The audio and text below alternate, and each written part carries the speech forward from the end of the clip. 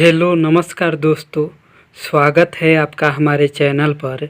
Bhojpuri hit matter song लाया हूं दोस्तों, फुल और फ्री। जिस ट्रैक का नाम है कमरिया जब जब हिली, अवधेश प्रेमी यादव का ट्रैक है दोस्तों।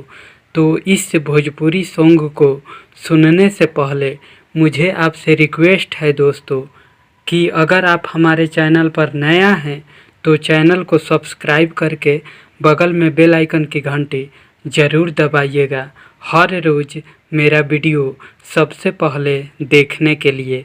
तो चलिए दोस्तों, देरी न करते हुए आज का भोजपुरी हिट सॉन्ग देखा जाए और सुना जाए कैसा है। लइकन के मन बाड़ी ससना कावत, लाइक पलाइक बाड़ी सन बढ़ावत।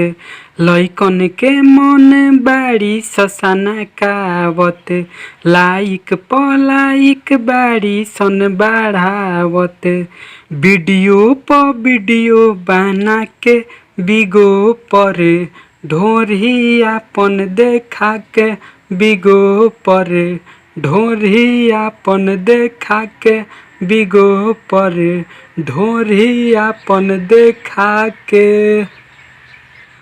बड़ घर के लइकी बाड़ी सनी छौड़ी, फैशन के चक्कर में बिगड़ली सयाउरी। बड़े घर के लइकी बाड़ी सनी छौड़ी, फैशन के चक्कर में बिगड़ली सयाउरी। ढके वाला चीज ढक नहीं पावे, उघारी के दुनु जो बनवा देखावे। छतिया से ओढ़नी हटा के बिगो पर, ढोढ़ी आपन देखा के बिगो पर, ढोढ़ी आपन देखा के बिगो पर, ढोढ़ी आपन देखा के। लाइव में आवे तो मन ललचावे, मीठी मीठी बात करी सबके फसावे। लाइव में आवे तो मन ललचावे, मीठी मीठी बात करी सबके फसावे।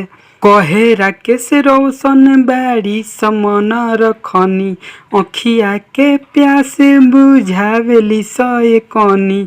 ओठवा पलाली लगा के बिगो पर, ढोरी आपन देखा के बिगो पर, ढोरी आपन देखा के बिगो पर, ढोरी आपन देखा के। तो कैसा लगा दोस्तों मेरा वीडियो, आप सब कमेंट करके ज़रूर बताइएगा। वीडियो अच्छा लगे तो लाइक करना ना भूलिएगा दोस्तों। मिलते हैं अगले वीडियो में, तब तक के लिए नमस्कार, बाय बाय दोस्तों।